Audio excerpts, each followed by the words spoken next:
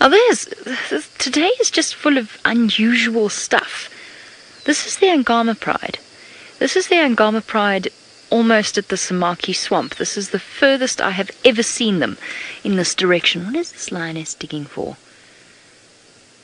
Or is she just digging for a possible, in a very cat-like manner, for a possible toilet spot? Well, the cubs are playing too much there for it to be anything like a warthog or anything like that. I have never seen the Angama Pride this far east. That is not in itself that unusual. In this kind of situation, they spent a lot of time in one place, and they did that because they had young cubs. So they were denning them there. It's just like what the Nkahuma Pride did. And essentially, it's to keep the cubs safe and for them to grow up in a place that they know. But then, once you get to the point where the cubs are large enough to follow the lionesses, and it would mean that they're moving back into the original Olololo territory. So the Angamas and the Olololo Pride are the same pride. There was apparently a split. So that would make sense for them to be all the way over here. But I've also seen the free marsh breakaway lionesses. But then again, territories are not set in stone, they are fluid.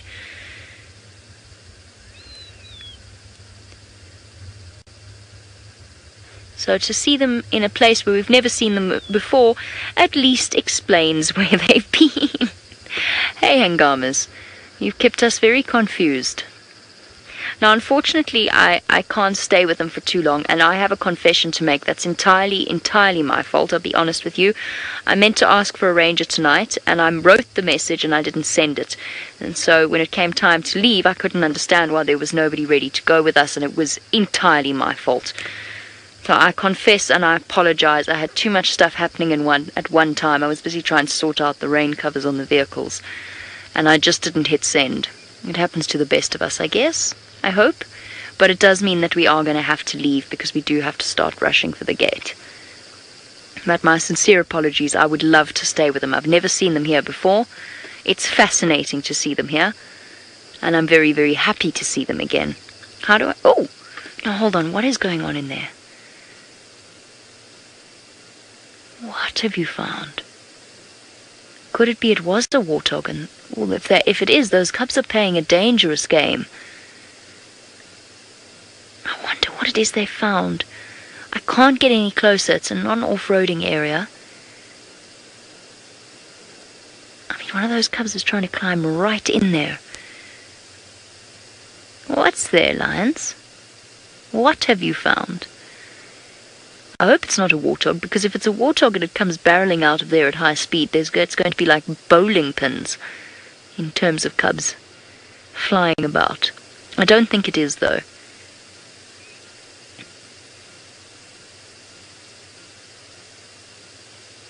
But they really are digging. And looking so fascinated.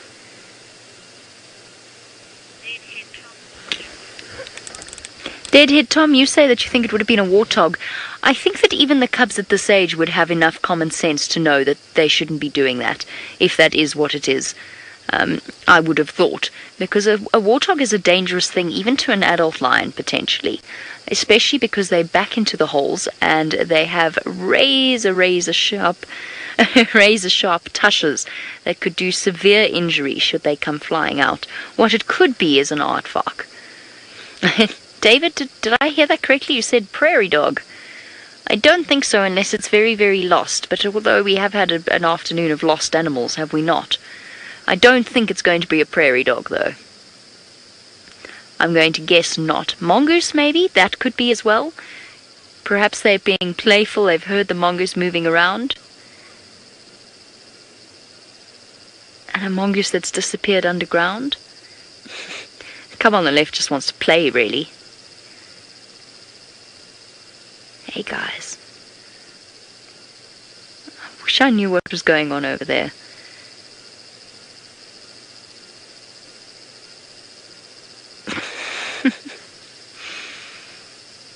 Fascinating. Okay, I really do need to go. I would love to see how the situation plays out. Oh! Okay, but just, what time is it? 5 more minutes, 5 more minutes. Just to see what is going on here. I'm pushing it, but 5 more minutes.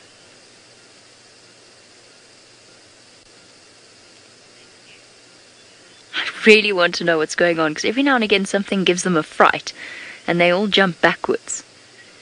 And the lioness is very half-heartedly digging there as well. She's quite full, so they have eaten recently. Possibly even last night. And that one young lioness cub is just not giving up. Kestrel fox has suggested a spring hare. All of these are possibilities. I mean, apart from the prairie dog, which is unlikely. And all of these are possibilities because anything small that moved might have attracted their attention. I'm desperate to see what it is.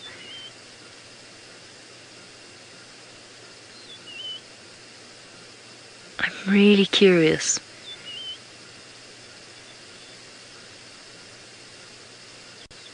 Mom's putting a bit more work into it now.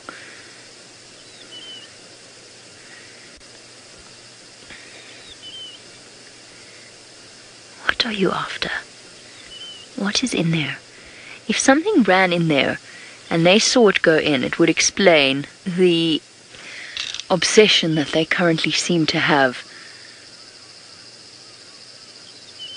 This is so interesting. A mystery.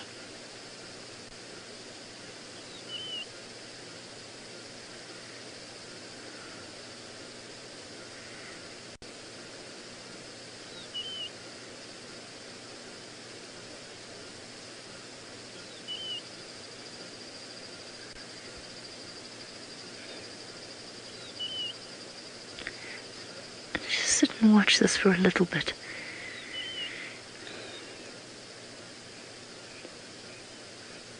They're not overly enthusiastic, but it's really, really deep. I mean, they've opened it right up.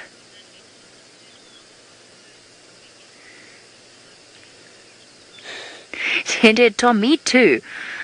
Dead Tom says he'd hate for our first proper aardvark sighting, or my first proper aardvark sighting, to be between a lion's teeth.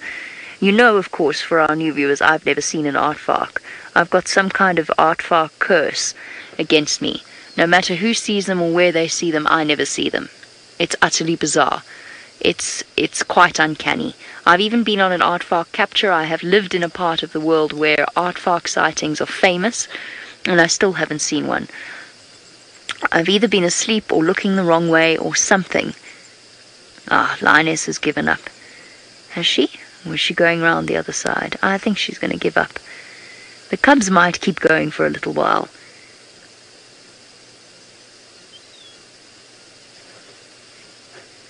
Younger and more inexperienced.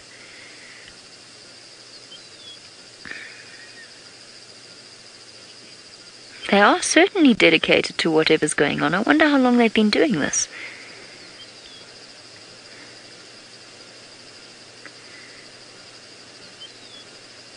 What is going on? Now the lioness is moving back in. Now, if it is an aardvark, it is probably tunneling as quickly as possible away. Away from them. Judy, you say that you didn't know cats were diggers. They do dig in situations like this. So lions especially, will dig out something that's gone underground. Most of the time, they give up because whatever it is that's escaped from them is just too deep. So they're not going to carry on digging infinitum. But they do dig. All of the big cats will dig, but a cheetah won't dig something out of a hole. But a leopard or a lion will, and a leopard will even climb in after whatever it's going for.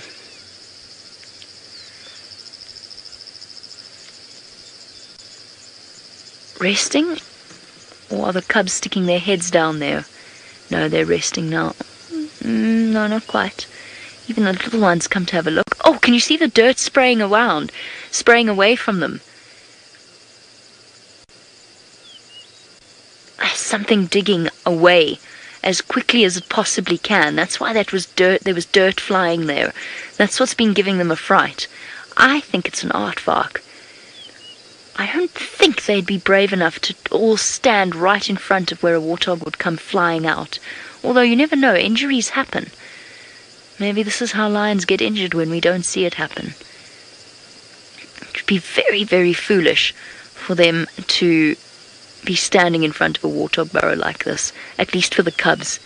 But they're big now, and that hunting instinct is powerful.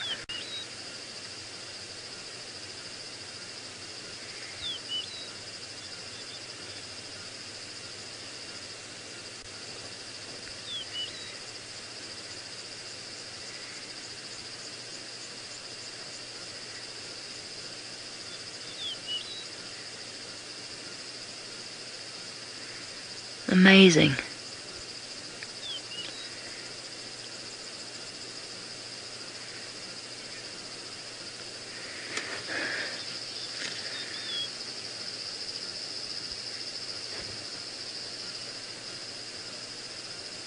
I just wish we knew what was under there, or if they're going to keep digging, or if they're going to give up. You think the cub at the back getting sprayed with facefuls of dirt.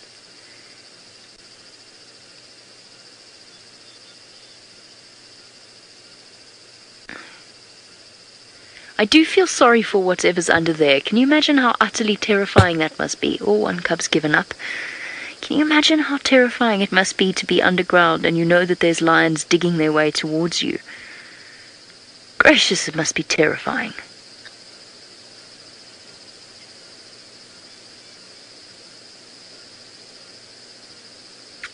The sound of the claws scraping. Oh, I do feel so sorry for it. Okay, my nest has moved into prime position, prime digging position. Oh, that hole's deep. I think she's hit roots as well. Oh, she's hit another tail. Cub getting covered in dirt, blinking at her as if to say, hey, hey, watch my face.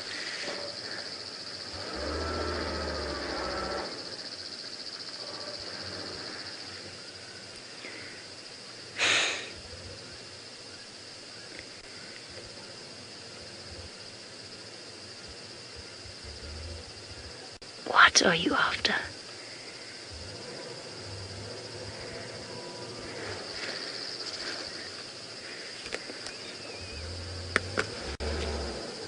Kirst, I can't hear you. I'm so sorry. How much longer can I stay?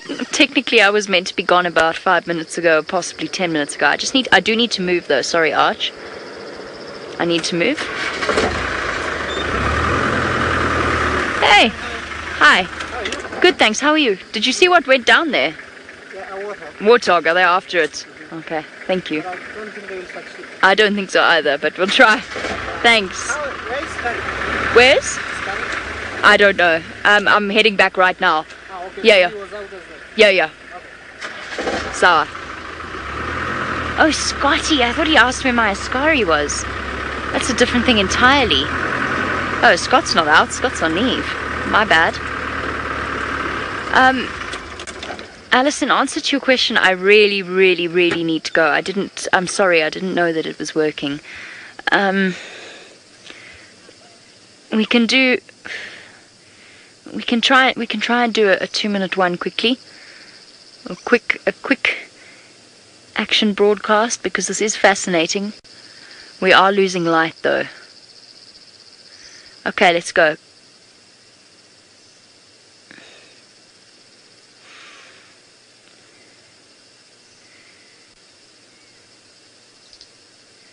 I'm ready when you are.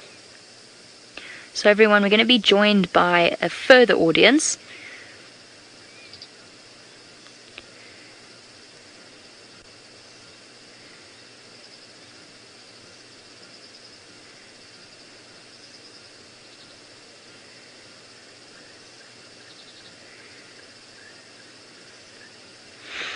Hello and welcome to a truly gorgeous evening here in the Masai Mara of Kenya, where we're watching an extremely interesting example of animal behavior. And we've got a massive pride of lions here, and what you're seeing is happening right here, right now at 6:15 in the Kenyan evening. It's golden light, and this pride of lions that numbers 17, 4 females and 13 cubs, have discovered something underground. Now, I've just been told by one of the other guides in this area that it was in fact a warthog that has gone racing off underground, and now we're watching them as they attempt to dig it out.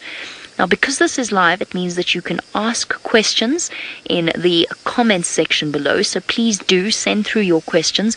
We'd love to hear from you. This could go on for a very long time, but we just wanted to show you this example of fascinating behavior. You can see the lioness is panting. She's tired. She's been working really hard at trying to dig this warthog out, and 9 times out of 10, a mission like this will not be successful. The cub on the right of her is making an effort, but not succeeding particularly well. David, that is very interesting, isn't it? Lions don't dig like dogs at all. I have seen them use 2 paws occasionally, but most of the time you are absolutely right. They use 1 paw to something like a dog might take. So she is indeed digging with 1 paw, but I think they've given up. Deborah, in New Hampshire, you say jumbo. Well, jumbo to you as well, Deborah, in New Hampshire. It's wonderful to hear from you. I hope you are enjoying a truly stunning sighting. Oh, cubs are playing a little bit, but the lioness has got up again. Is she going to keep digging? I think they're going to give up in this scenario, and I think that this warthog is lucky. But I was just thinking, imagine how terrifying it must be to be that poor warthog underground, listening to the sound of the lions trying to dig you out. Now, this is also very dangerous for the young cubs. They don't realize, but a warthog can be a very strong creature, and it's got very sharp tusks. So it could potentially result in injury if it comes bursting out. Now, we have a question about how deep the lions can dig. They're not going to dig too deep. They're not natural diggers. What they've done is they've basically excavated an existing burrow. So the warthog's burrow could be easily 3 meters underground, all the way down to the bottom. It will also have several different escape tunnels. Oh! Cub dashing back out. You can see the reflexes there. Now the lioness is really going in.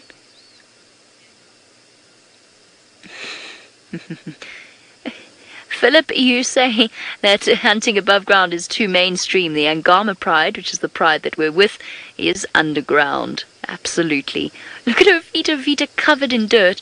The cub jumped back because the dirt went flying. The warthog's trying to dig itself even deeper underground. Oh, lioness getting cross with the cub. Probably actually got scratched by its claws while it was trying to help her dig. It's a young female cub, around about 9 months old, and desperate to help mum. Lucario, no, there's no chance of the cub getting stuck in the hole, or at least a very slim chance. The warthog's been digging backwards, so that whole entrance is covered in dirt. It's been desperately trying to dig itself further underground. So there's no chance of the cub getting stuck.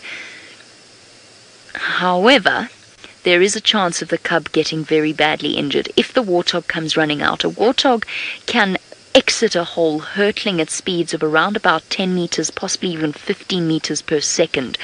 Now imagine that. A big warthog can be 100 kilograms, a very big warthog. Over 200 pounds. Imagine that racing out at that sort of speed. Imagine the impact that would have with sharp tusks. It would be something phenomenally dangerous for those cubs.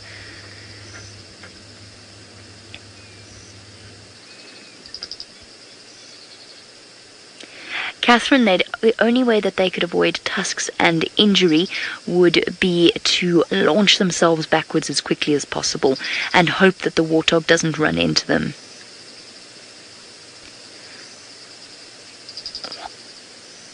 What an absolutely fascinating sighting this is. Lioness digging down deep. She's tiring. I think in this case, folks, the warthog's going to get away.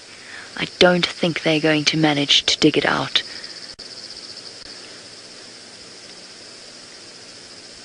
You can see she's panting, she's exhausted.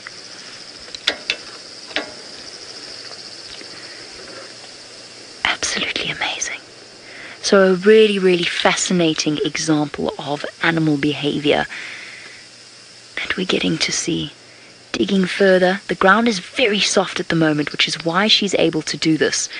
Lions, as we spoke about before, aren't natural diggers. So she's able to do this because there's been lots of rain and the ground is very, very soft. She's exhausted.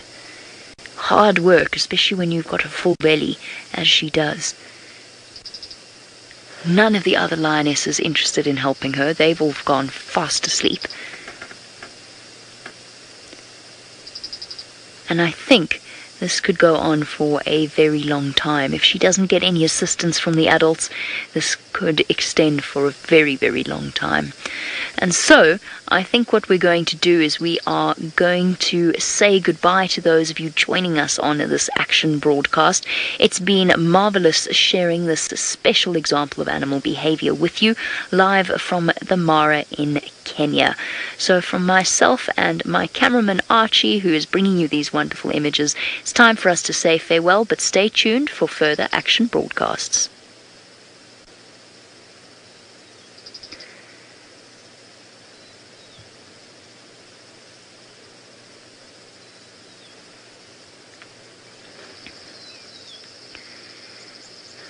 Okay, that lioness really, really doesn't want that cub to come too close. We have to go, we have to go. I've got to race off, so I'm going to send you across to Rolf and Djuma and make my way to the gate. Right, folks, we had some lovely birding sightings while we were busy following up on some of the guys that just let me know that there's some elephants in the area. While we were moving through, we spotted some wattled starlings, and that Jacobin's cuckoo that I said was a Jacobin's cuckoo was in fact a Levalens. I didn't see that streaking on the throat, so sorry about that little wrong identification there, but I have heard that there's some elephants in the area, so we're just going to come and have a look here quickly at Vuyatela Dam, and after that we're going to continue on our search for those spotted cats. But it has been a little bit of time since we were notified that there were some elephants here, so we're just going to check if they're still in the area. Not sure if they will be, but we just see if they're here by the dam, and after that we're going to continue. It does look like they have in fact moved along. Time and animals wait for no man. So let's continue up over the dam wall, and then we'll head out onto the other side and see if we can see those leopards. Nobody's picked up on anything as yet of real interest in terms of the bigger cats. It was only this elephant sighting that I did want to follow up on, but we might still find them in the area. Down at the Waterhole now I can see there are some nyala, so we'll just pop in and have a look there while we're on our way through. Everything has been feasting on these alates, the flying termites, as I said before. There's a whole host of nyala over on the other side there, Wiem. They're moving through the brush, feeding as they go. Small bachelor herd of nyala bulls. content in each other's presence. No real dominance behavior going on there at the moment. Normally when there's a female around, then they'll start sparring and squaring up, trying to work out who's the boss. So they're feeding quietly there. I'm just going to move forward a little bit. Let's see, there are some birds down here. Looks like some Egyptian geese, the ever-present Egyptian geese. And I'm still not seeing where these elephants have disappeared to, but we'll keep looking.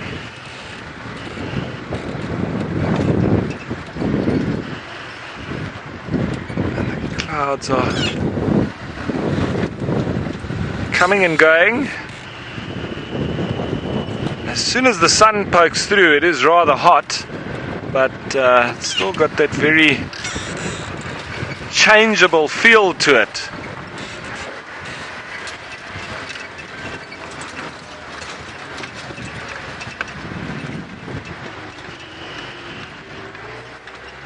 Chantal, have I or any of the other guides ever been, sorry, what?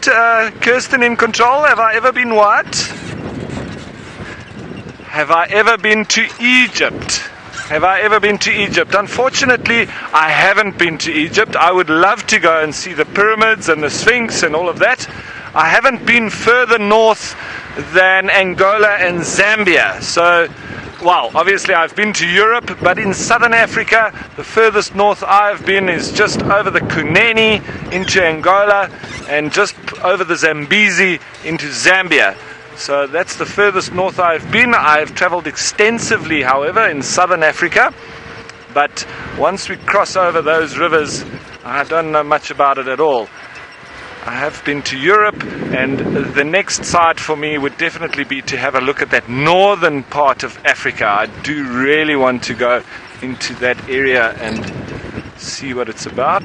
But I find it fascinating, all that old civilizations, the pyramids, and I hear that there has been new discoveries even this year of new tombs that they've discovered within the pyramids, and it's still a lot of that so unexplained.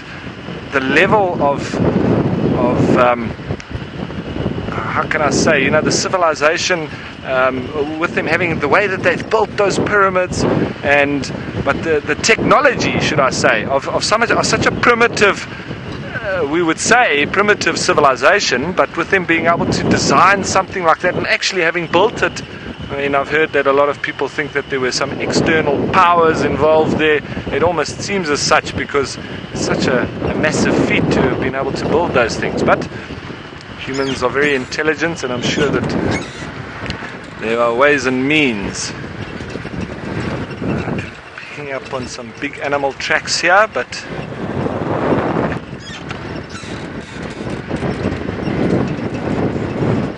right, I'm going to continue searching along here. I'm looking up on these elephants. I'm also going to continue looking for those cats. But in the meantime, let's cross to Noelle and see what she is up to. Hello, I hope you all enjoyed the cricket that was actually a cuckoo with Ralph. Sorry about that. I had a good laugh. So, exciting update. One is the Nkuhumas are in Biffleshoek, which isn't exciting. It's exciting because hopefully from where I am at the moment that they're going to pop over. But the even more exciting news are about 4 leopard tracks to help out, and I all sort of spread out across the property to give us the best chance of finding you on this side. So Herbie is tracks of Tundi looping around. Join him in that area, and we're just checking out our peripheries of where we think she's moving. It sounds to me, from what he said, that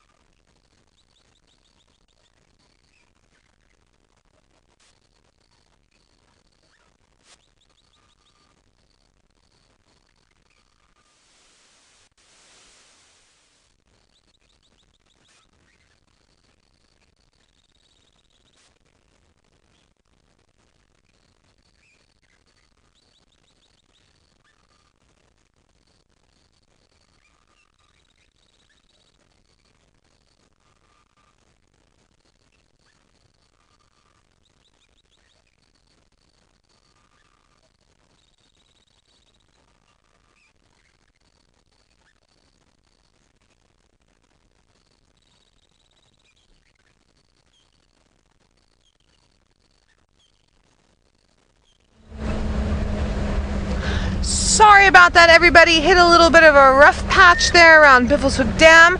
So as I was saying, Herbie's got some nice fresh tracks for Tundi, and we, sorry for the bumps, we are gonna go help him out. So we are just taking up the north and eastern part of the area and hoping we pick her up.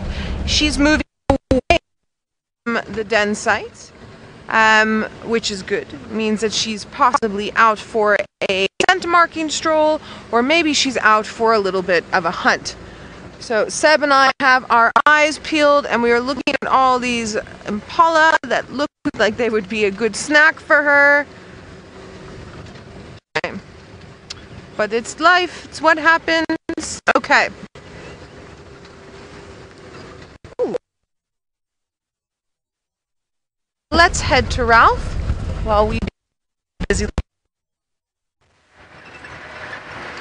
Right, folks, we're still heading along. We've just spun around because we just wanted to have a look in a completely different area.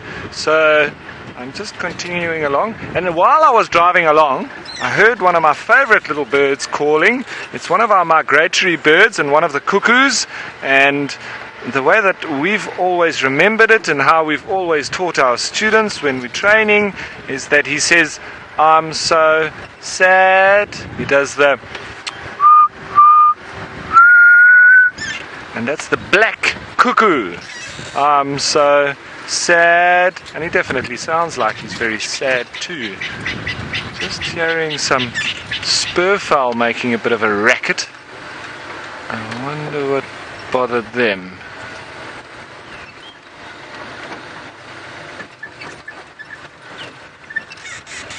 Not alarm calling, they just got bumped by something. Maybe it was an antelope walking through. So we'll continue up along the road here.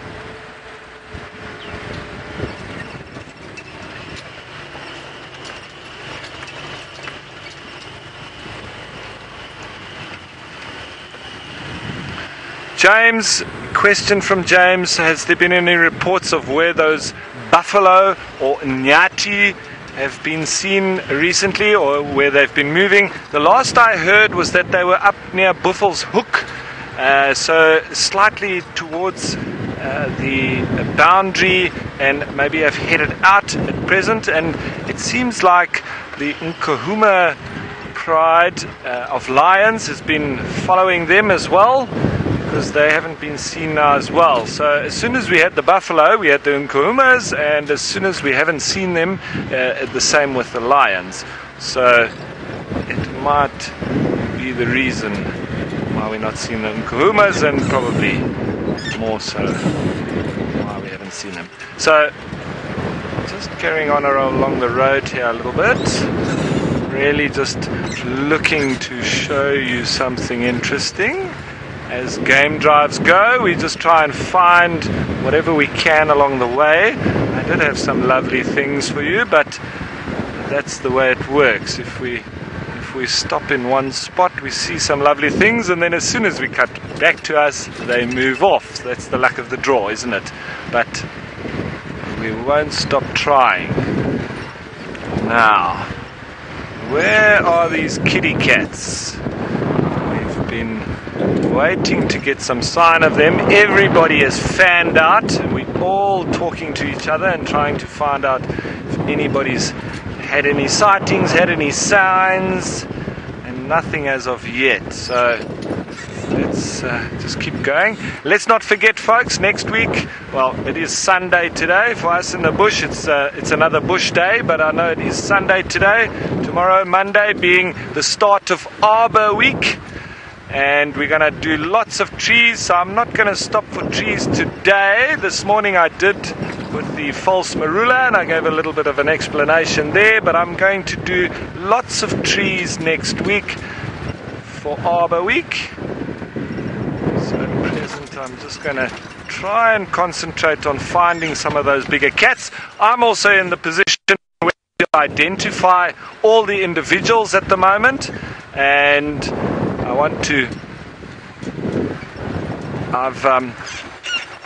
I've got the whole family tree and everything now, but I'm going to continue along the way. It seems my signal is going on, so let's cross to Noelle and see what she has found.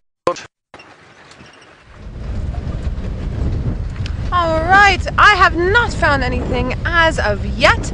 We're still on the hunt.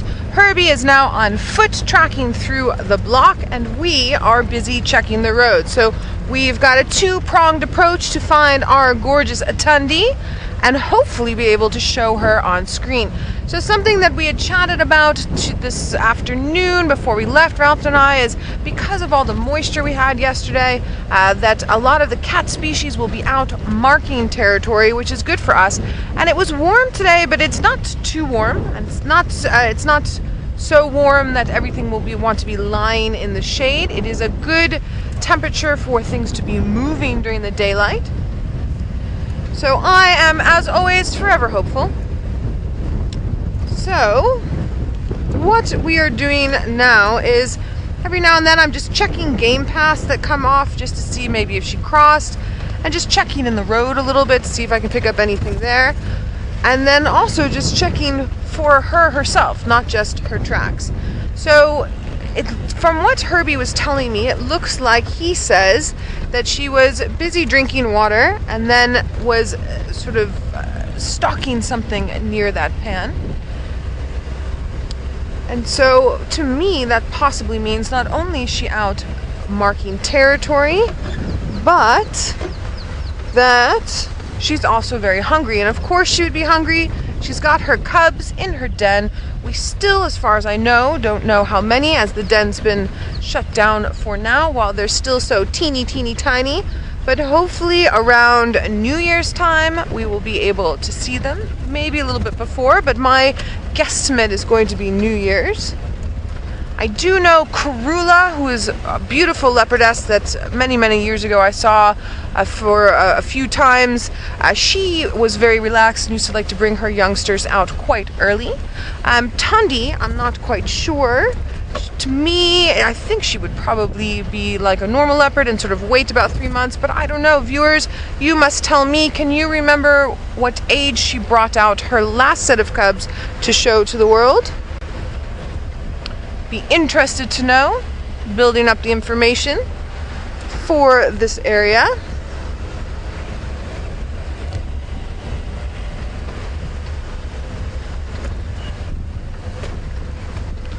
So also while we're driving like this, we're also going to be checking inside of trees. Maybe we get lucky and she's made a kill for us already.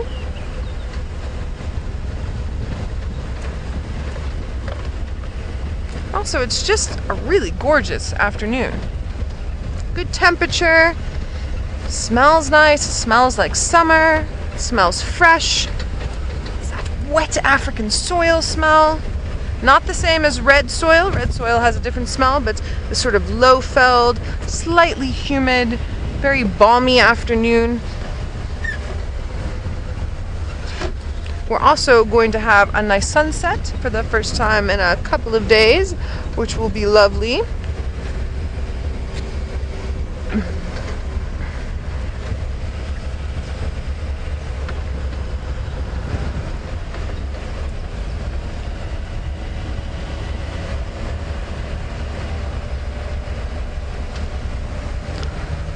What a fantastic question, Philip. Philip, you're asking which species removal would cause the longest domino effect.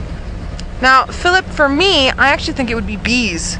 I don't know if everyone has been following the concern over the past few years with bee species numbers plummeting. Without bees, we don't have tomatoes, we don't have avocados, we don't have coffee, we don't have many of the things that make my life very happy, avocados and coffee being two of them. But their pollinating and the way that they function in the ecosystem is integral for our survival as humans, but also for the survival of much of the rest of the world's sort of biosphere. So, Philip, I would say, sorry little spider, I would say bees, honeybees. That would be my guess. That's a really fabulous question. Philip, are you pondering serious thoughts this afternoon?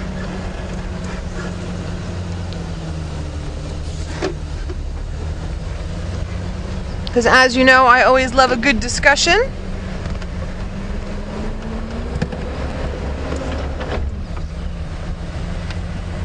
Catherine, you're saying you agree and say yes, poor bees. I also say that. I'm also just amazed that with something like bees being so integral to our food resources, and as you know, we as humans are very particular about how we function in the ecosystem, I'm surprised that there hasn't been more study on the bee issue and what's been happening with the bees. Sorry guys, I just want to triple check my map very, very quickly and just make sure that I am going where I need to go for Herbie. I'm wondering if he needs me to go farther north on Drakensberg. Let's do this portion of Drakensberg and see what happens. So I've got most of the roads in Djuma down by now, but every now and then it's nice to take a look at the map for me and just sort of gauge distances. For me, I'm very used to quite large areas, and so the spaces between roads is very large and big and wide, and here it's a little bit smaller, so it's taking me a little time to adjust. Sharon, you're curious if I've ever followed a honey guide. Sharon, I haven't, but I would be fascinated to do that. I have friends who have tried it and ended up nowhere, and also ended up with honeycomb. So yeah, no, I haven't, but I think that would be super interesting. Sorry, Kirst, you're saying someone did it live on the show and it worked. Steph! To the beehive. Oh, that's fantastic. Very, very, very cool. No, and for anyone that's wondering what we're discussing, honey guides and following and beehives, there's a story about greater honey guides in particular, which is a type of bird, who makes a very specific call when it either finds a human or finds a honey badger. And if it makes this call and you follow it, it will lead you to honey. But then they say that you must make sure to give it some of the honeycomb, because if you don't, the next time its call will lead you to a black mamba. So that's very cool. Now, my pondering thought for the day off of our honey guide, Steph didn't give it honey. Uh-oh, guys. Well, next time we see Steph on camera, we better remind him. It gave it some termites. All right, that's not so bad. So, honey guides have the ability from birth to be able to digest honeycomb, and as far as I know, they're the only bird species that's able to break that down. So now it's sort of the chicken and the egg factor. When they're born with this ability, does it mean that it was a learned habit from the honey guide that eventually led to the evolutionary tract of being able to digest that honeycomb, or were they just automatically born with it? That's my pondering thought for you all to ponder today, and my fact for the day. I haven't really been doing fact for the day recently. I think I need to come up with some more facts for everybody.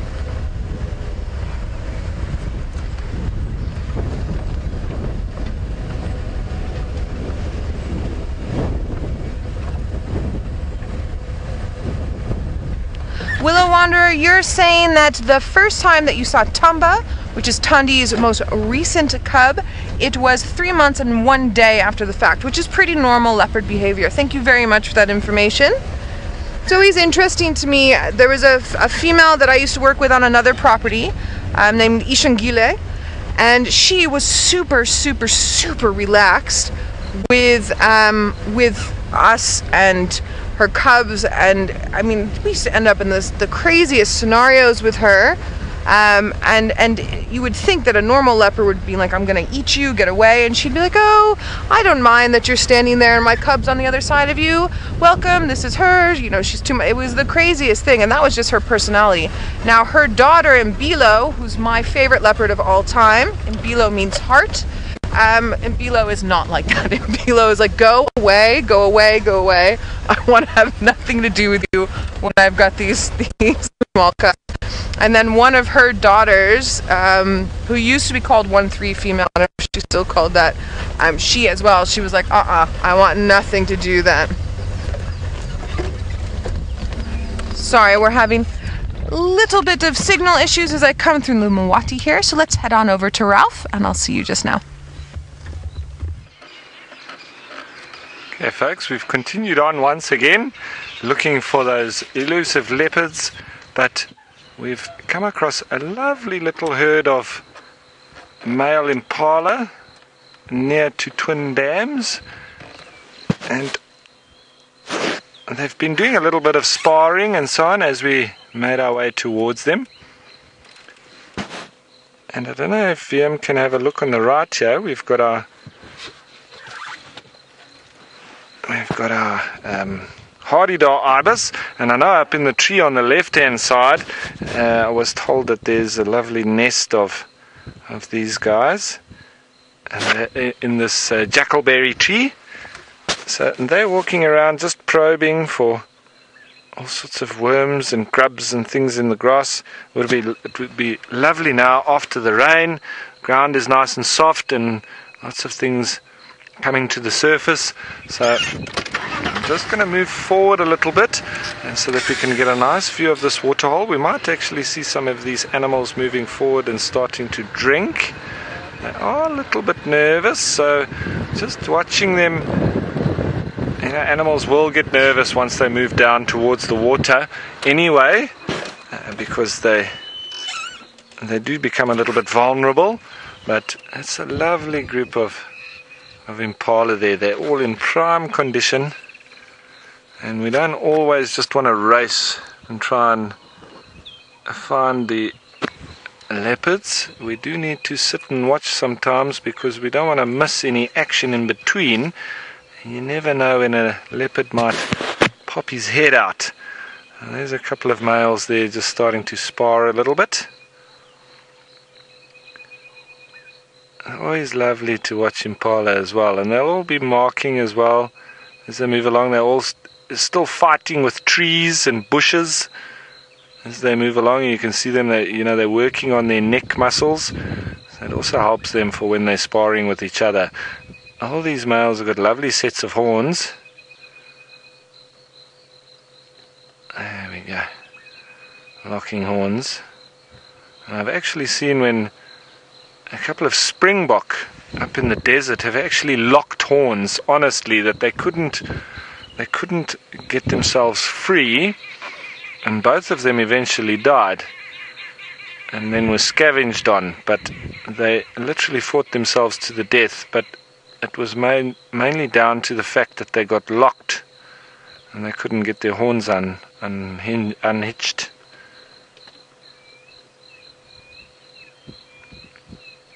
And there's a bird calling out of the left side here as well. He's going maiki, maiki, maiki. It's the class's cuckoo.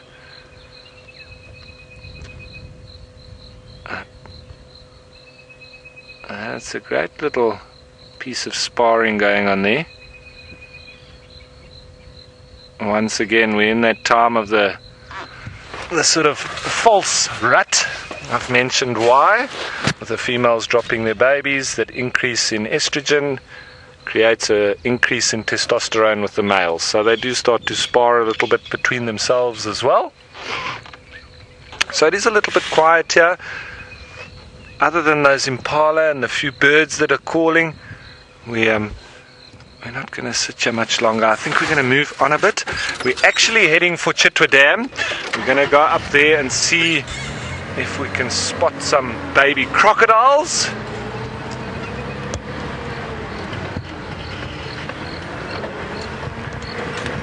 Billy, aged 5, asking the question if monkeys can swim. Billy, I have seen monkeys swimming, but they generally don't really like the water too much. You can see that they sort of walk in the water with their arms out the water like this. So, and only their feet touching, so that they really look uncomfortable. Totally, Billy. And they don't generally want to go into the water either, because they're quite scared of crocodiles. And there's always that threat. And near down to the water, there can also be that possibility that a leopard is waiting in a big tree nearby. So they don't generally go for a swim per se, but I have seen them crossing water and going through small rivers, but I haven't seen them sitting and enjoying a swim. But I'm sure they can adapt in the water, but they're not the best of swimmers, I would say. Billy? So we're heading up the cut line here now.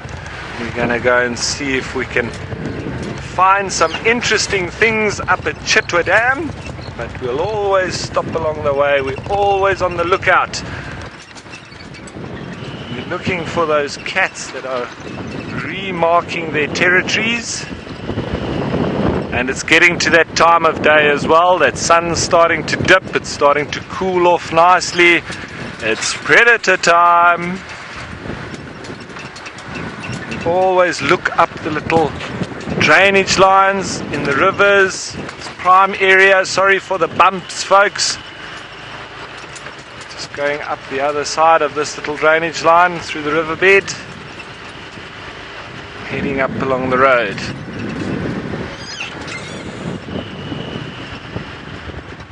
It's a lovely, fresh, cool breeze coming through now. Cooling off nicely. And it seems like Noel's gamble paid off. The rain hasn't come, and we sat with our roof on, making it a little bit difficult for ourselves, but we thought that the rain might hit us a little bit, and we thought that we'd be the one smiling at the end of the day, but looks like Noel's going to be the one to be enjoying it more than us.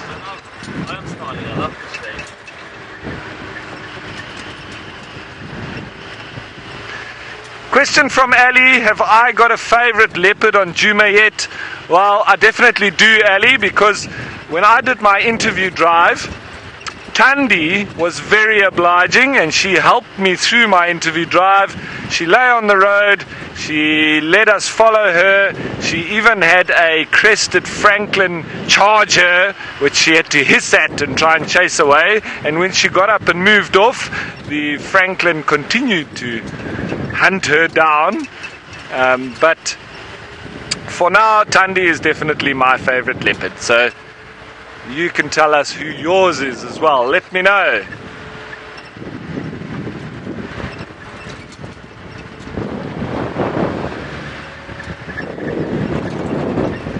At the moment I'll take any leopard, but Thandi would definitely be a treat.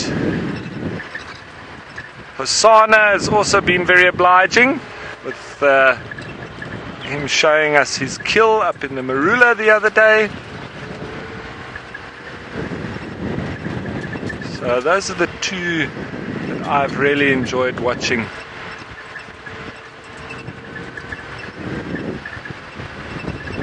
This road is a little bit more used by vehicles, so it's got these corrugations on it, which makes for a little bit bumpy on the camera, as you can see.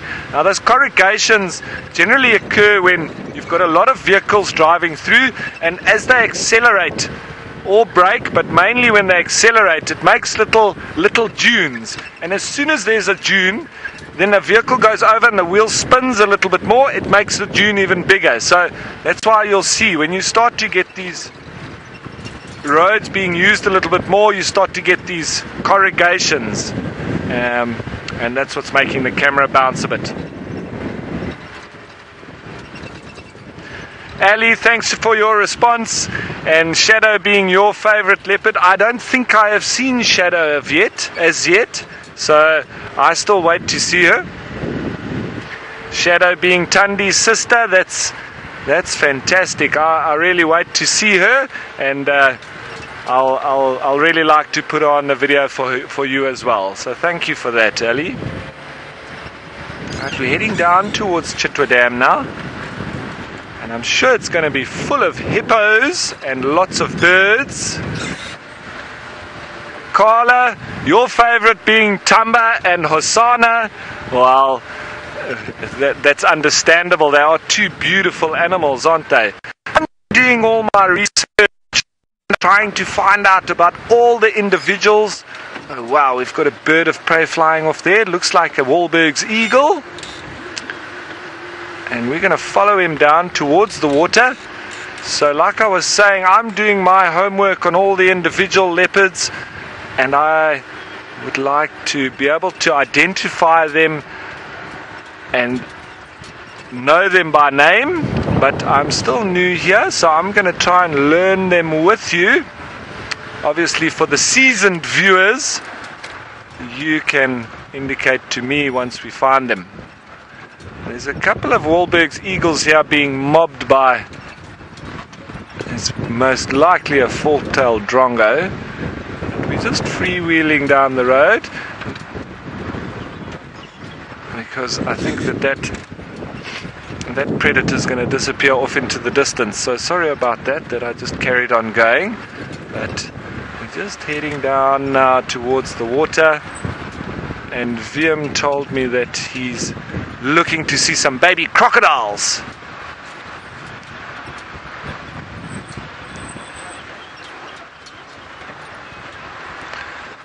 Kebe asking the question, if you want to guide in South Africa, what would be your job? Well, there is a number of places.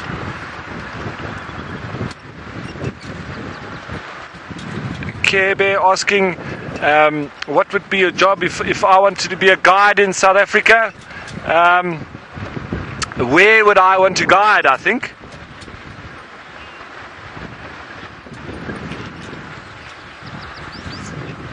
Excuse me, sorry, they were just clearing up there. If I wasn't a guide, what would my job be? What would I choose to do?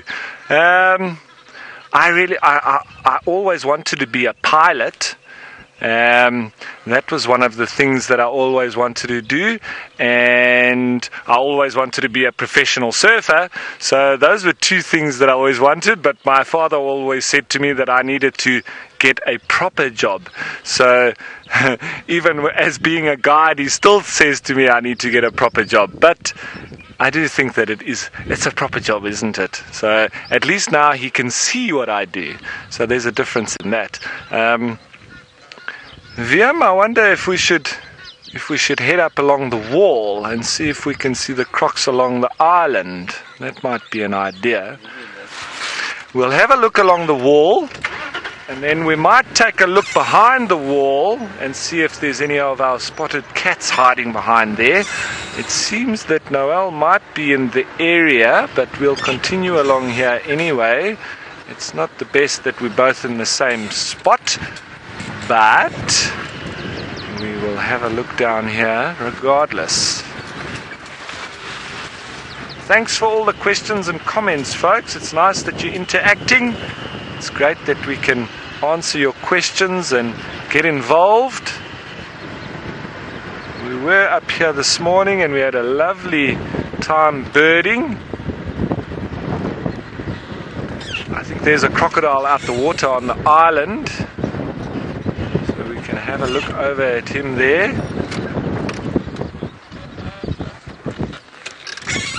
Viem's is turning and having a look over on the island there. No, in fact that's a log that I saw. Sorry, Wiem. Can you see one there? Nah, sorry, my mistake. That was a log that looked like a crocodile. Easy enough mistake to make. A logadal. Thanks, Kirsten. A logadal, nice one. Alright. I think I'm going to back up a little bit and we're going to go down, just down behind the wall here and have a look and see. We're going to do a bit of a reversing safari now. I can drive at great speed. Okay, while I do my reversing safari and go down behind the wall and see if any of those spotted cats are there, let's see what Noel is up to. Are we live? Alright, hi everyone.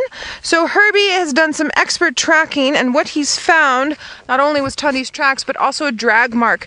I don't know if you guys can see these marks here. This is a drag mark from, I would guess, a male impala, from what I can tell from the drag marks here. We're just trying to ascertain direction at the moment. To me, I'm not getting her tracks just now, but it looks like she's moving this side.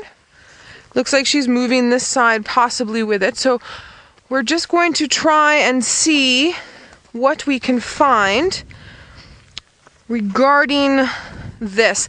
I just need a little bit more time to move in the area and to check everything, and then hopefully we'll be able to find her on foot. So if you all wouldn't mind just giving me a couple of minutes just so I can have a really in-depth look and then be able to piece the story together with Herbie so that everyone can see, that would be super great. I just want to have a quick look around a little bit farther afield.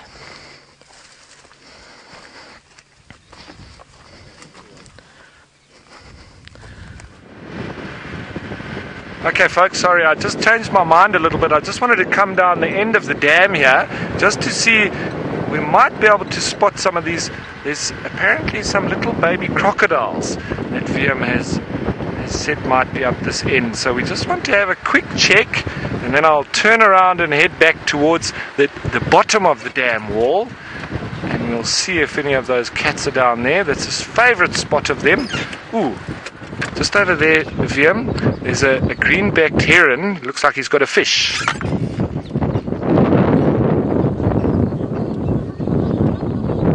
Oh, and he just swallowed it right down. How's that? So these guys are very good hunters, as you can see.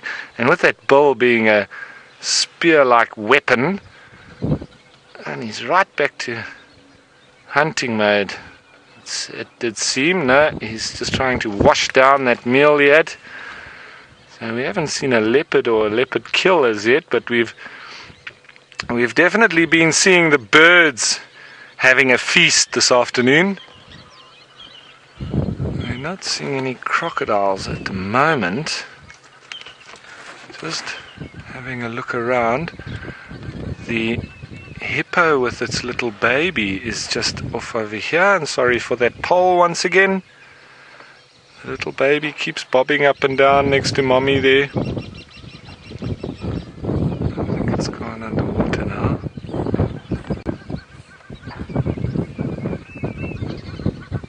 The Deirdre's cuckoo calling. Deirdre's, he says. Deirdre's. It's a lovely setting as we pan out there. You can see that sun poking through. It's a lovely colour that we're getting at present. I'm checking on the other side. A lot of Egyptian geese.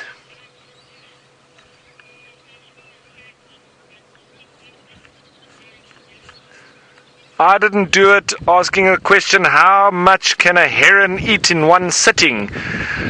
Well, it's like all of these birds. We were watching those wattle starlings earlier, eating termites until they literally looked like they were going to pop. But like this purple, green-backed heron, if the fish were readily available, I think they would eat quite a lot, and almost to the point where they would be on the verge of popping. So it's quite difficult to judge. That's quite a small little heron, that green-backed heron, but something like a grey heron or a black-headed heron, they're quite large birds, and they would obviously be able to eat a whole lot more, but how much exactly? I mean, they'll probably be able to eat 3/4 of their body weight in one sitting, and then and they would probably sit for a day or two trying to digest it. But they are able to fit quite a lot of food, especially when the going is good and the resources are available. It's like your penguins in the sea. When the sardine run is on and the sardines are readily available, they will feed until they are almost not able to move. It's like the gannets that fly down. They can't even fly eventually. And there VM is just going in on the red-billed buffalo weaver's nests once again. Okay, so we've hung around here. We haven't been able to see any of these baby crocodiles. It's very serene. It's full of birds at the moment. The wind is cutting across the water a little bit, creating a bit of a ripple. It's very cool. On the opposite end of the water, we've got some waterbuck moving down towards the water there. They're also lying down, ruminating a little bit. And it's a lovely scene here next to Chitwa Dam. So as we pan out, there's a hippo coming out of the water a little bit. Moving across. It's almost time for them to be able to come out of the water and go start feeding. There's mommy with a tiny baby. And once again, you can see, even from this distance, you can see that pink around her eyes. And did you see how that baby is very playful, jumping around?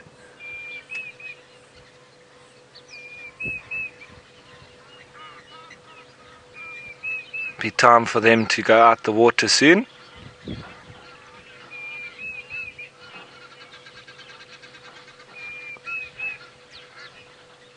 One real human question: is that baby suckling underwater? Not particularly, no. It's quite difficult for him to hold his breath. He can only hold his breath for a few seconds at this age, so he would wait for mommy to be either standing in the real shallows or moving out in the evenings. So it's quite difficult for him to hold his breath, so he won't be suckling underwater. And you'll see mommy tries to lift him up every now and then. all the viewers with the cutes and ums and ahs. It's lovely to watch these babies. You know, it's that time of year as well.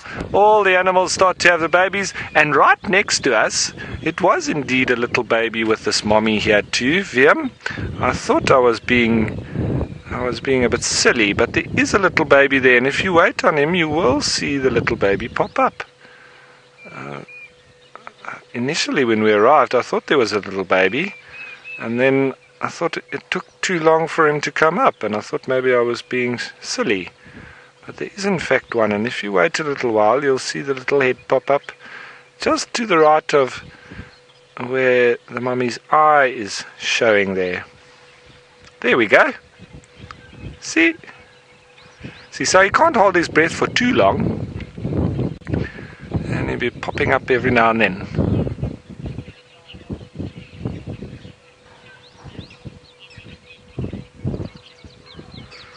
Yes, I think there's quite a big scar on the back of this hippo, and that would, there's actually quite, if you're looking at it now, there's quite a lot of blood there now, even now.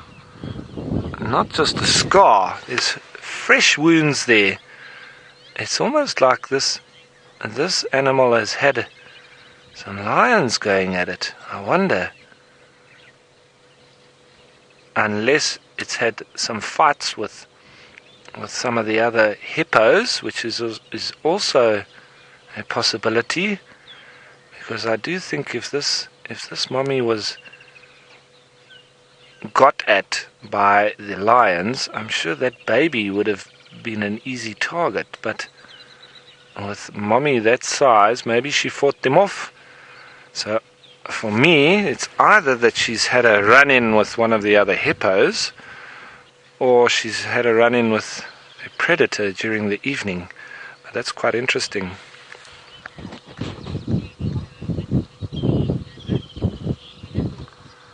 Question from Sheila: would the baby go... Oh, sorry Sheila, I'll answer your question now. But you see this red-billed oxpecker, it's actually feeding on those wounds. And they can sometimes be parasitic, like it's doing now. It's actually feeding on that wounds. And they can often do that with impala, giraffe. They'll actually take off some of the parasites, and then they'll keep the wound open and they'll feed on it. So you see how it's actually being parasitic now. It's not actually helping that hippo at all. So the question was, would that baby go with the mommy to feed at night? Yes, absolutely. That baby's going to stay near to the mommy wherever it goes. So she would take it, and she would obviously try not to go too far, but that baby would stay. She wouldn't leave it with anybody else, and she wouldn't just drop it here in the leave it here in the water either. So that baby's going to be accompanied by mom, or the other way around, whichever way you want to look at it. But these two will stay together wherever they go.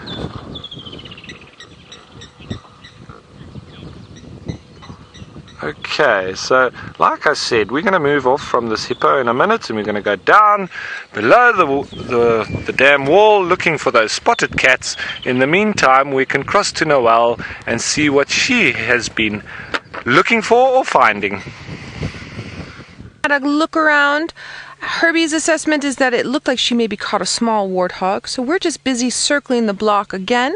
And on our way around the block, we found this beautiful sight for everybody. So I think let's just take our moment of appreciation for the bush, and I'll be very quiet, and we can watch this gorgeous sunset and listen to the bush sounds.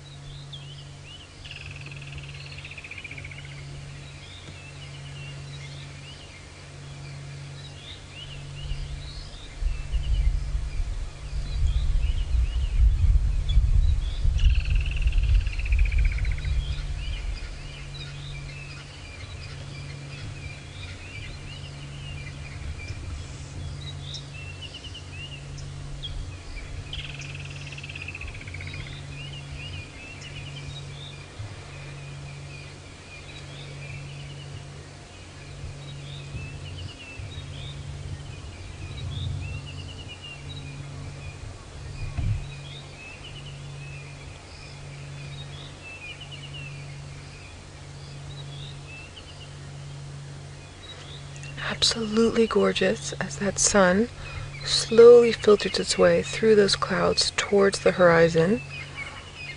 And as always, the colors are absolutely incredible. I hope you all could hear all the beautiful bush sounds in the background. There's some oxpeckers going, some Egyptian geese. Sounded like a barred owlet off to the back. The only thing we're missing is that sawing noise of Tundi, who is somewhere, hopefully not far from us.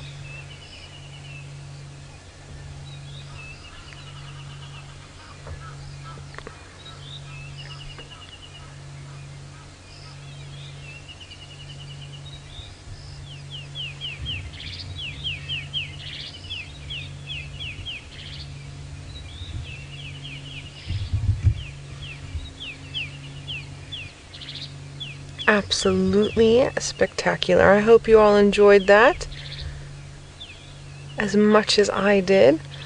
Thank you, Seb, as always, with your brilliant camera work. Thank you.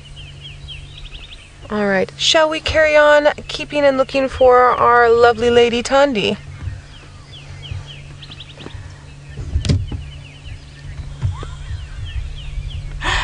Jersey lady, you're saying that this would be a beautiful wallpaper for your desktop. I hope that you managed to get a nice screenshot. I would absolutely agree. It is a beautiful, beautiful, beautiful setting. All right. The only thing that was missing is on one of those dead trees with, look, it's a little bit small, but Tundi lying there with her little dead warthog. Shame Herbie's been working so hard all afternoon.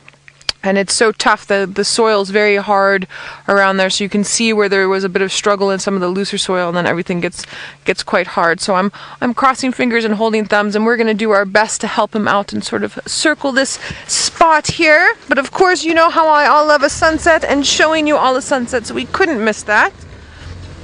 It's also nice just to sort of sit and listen, because when you sit and listen, you can sometimes either pick up alarm calls or pick up calls from her. You never know. Okay, coming back towards our little pan here. And trusting that it was just a little warthog that she caught. I originally had thought it was horn drags were actually foot drags from the warthog itself. Let's just say from what we could see that it is a small one. It would mean that she would have finished it quite quickly and then hopefully started moving again. So now we just need to ascertain, but where did she move to? And unfortunately, it's starting to get dark.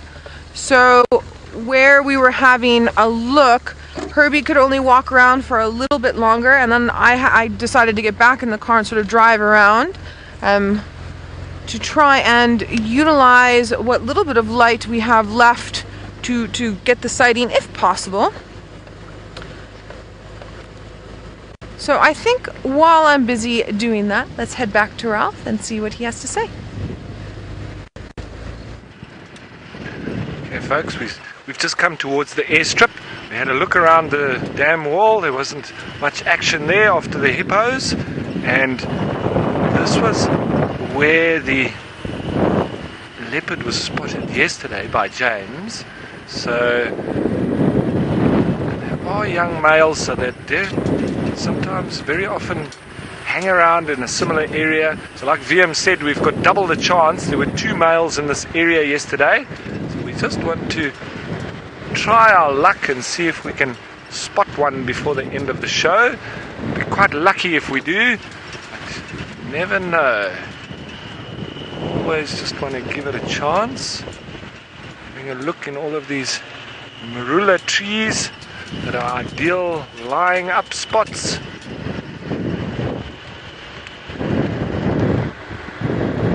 As we move through on the airstrip.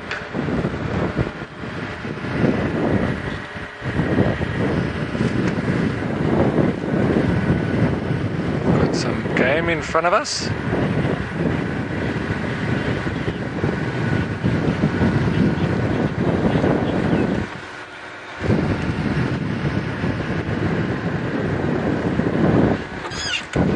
Thanks for the comments, Debbie. Let's cross to Noelle. She's got a bird for you.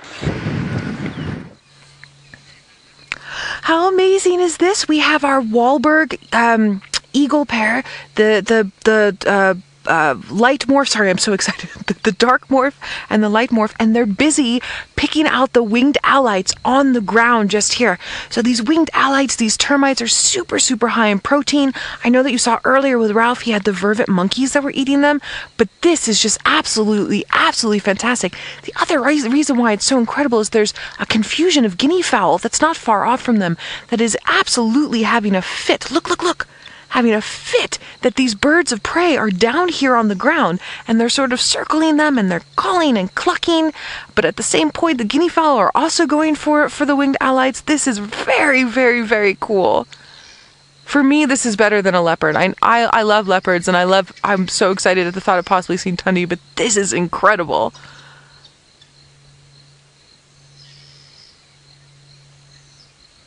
It's not often that you get to see birds of prey, especially birds of prey of this size, doing what we're seeing here.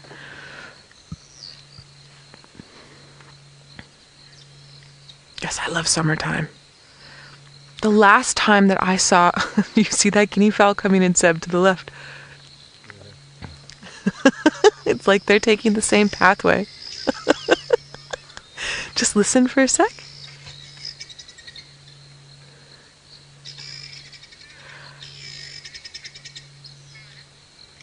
Sorry, Curse, just say that one more time, Carla said.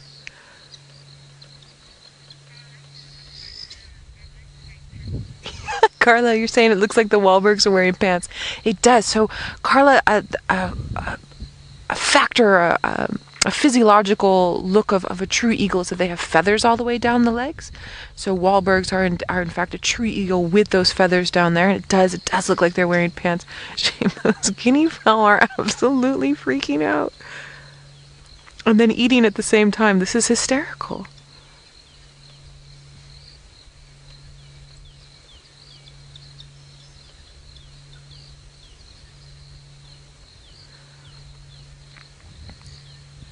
The Wahlbergs are so unconcerned with those guinea fowl and just really after those winged alights. The last time I saw something like this, I was in the Kalahari Transfrontier Park, which is in the northwestern side of South Africa, and it joins in with Botswana and borders on Namibia. It's one of my favorite places. It's a brilliant place to camp. And we were there in February, and it had rained just a little bit. And every sort of bird of prey you could think of was on the road like this, going after the harvester termites that were coming out on the road.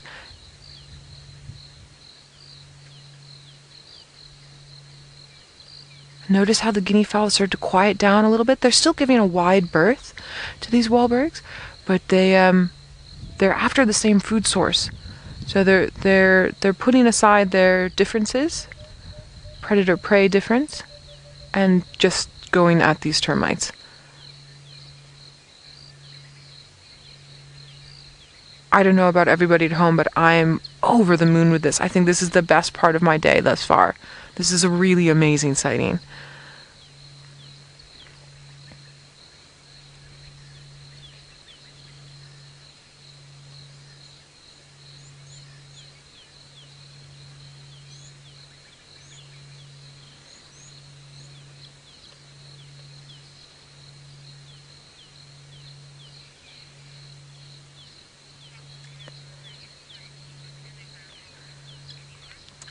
It's interesting. Some of you are wondering, or many of you are wondering, are the Wahlbergs going to go after the guinea fowl? I'm going to say no, and I'm going to say no with some great certainty. I think if they were going to go after the guinea fowl, they already would have done so. I really think this is sort of like a peace treaty. Like, hey, listen, we are after the same food source. There's enough of the food source for all of us. Let's just enjoy this moment.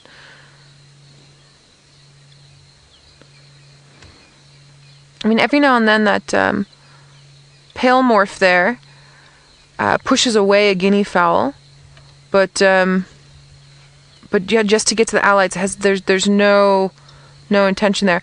Also, just as a thought, as we're thinking about this, Wahlbergs will go for other bird species, but I would be interested to see them go for something as large as a guinea fowl. I've seen one try. I haven't seen one get it. I've seen sort of martial eagles get guinea fowl a little bit easier. Martial eagle is about twice the size of these Wahlbergs. Not to say that they're off the menu, but that could also be part of the reason why, is that it's on the periphery of their prey size.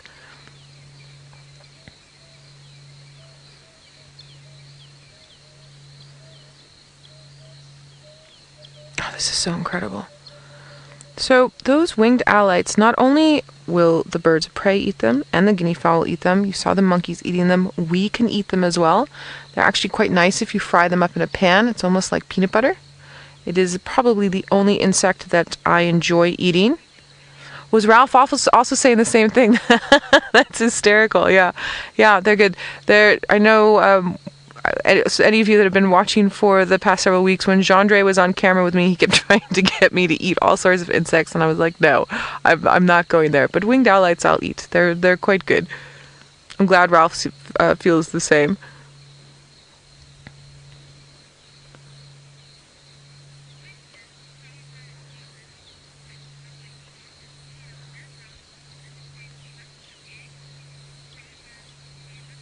Favor Devin, you're curious if in the same clutch of eggs the Wahlbergs will have pale and dark morph. There's also a buff morph. The buff morph is a bit tawny. So as far as I can think off the top of my head, they have 1 to 2 eggs, but they only raise the 1 chick. To me, the answer would be yes, and then it's just whichever chick they decide to raise is being the healthiest and the strongest is then the one that comes up. And so it could be a buff morph, could be a pale morph, could be a dark morph. I don't think they're looking at any of those morphs and saying, "Ooh, I like this morph a little bit better." But yes, you can definitely in the same clutch. I can't see why not, genetics wise, but they will only raise the 1 young. I've seen battleurs, dark morph, pale morph, and tawny morph. Now it's interesting because it's not in my book, you don't necessarily see all those morphs, but I've seen them side by side. One was extremely dark, one adult. I believe it was the male. The female was a sort of normal looking battleur, and then their offspring, that was an adult offspring with adult plumage, was much more of a lighter color, a buffier color. It was very interesting. So as we know, the battleurs go through a stage for about 6 to 7 years where it takes them to get their adult plumage into that beautiful white and black and a little bit of a tawny. But in that actual plumage, they had that third one that was there that had slight tinges and had been seen for many years on the property, sort of going through its adult stages, and then popped up like that. What's very interesting as well, and actually Ralph and I were chatting about this, depending on what area of the country you work in, is whether or not you've seen some of these morphs, particularly of the Wahlbergs. I've been very lucky in a lot of the places that I've worked where I've seen the tawny, the buff morph, the dark morph, and the pale morph. And Ralph was saying until he'd actually come up here, I believe, he hadn't really seen the pale morph. And when I was working in Northwest Province, we had more of the pale morph and less, from what I remember, and less of the dark morph. And I hardly ever saw a buff morph. And then here I've seen, I think, 4 or 5 pale morphs and that dark morph just in the month that I've been here. It's pretty interesting. So I don't know if there's also maybe a genetic pool per area, not necessarily on purpose, but it just happens to be that way. As a thought, I don't have a full answer for you, but just as a thought. Curious to think about.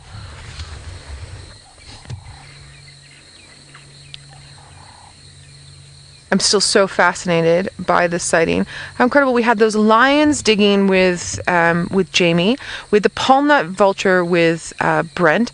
We had the wonderful vervet monkeys eating the winged alites with Ralph. And now we've got the guinea fowl having a truce with the Wahlbergs eagles eating these winged alites as well. It's really been such a fascinating afternoon. that Wahlberg just decided that was enough. The guinea fowl were too close. So now, as it starts to get dark, the alites will come out a little bit more, but then the Wahlbergs will make their way back home and roost, as will the guinea fowl. They will also roost. So you must join us tomorrow morning at 5 o'clock our time, and hopefully we'll get more amazing sightings like this. Thank you so much from myself, Ralph, Jamie, Brent, Seb, VM, everyone in FC. You must have a wonderful, wonderful evening.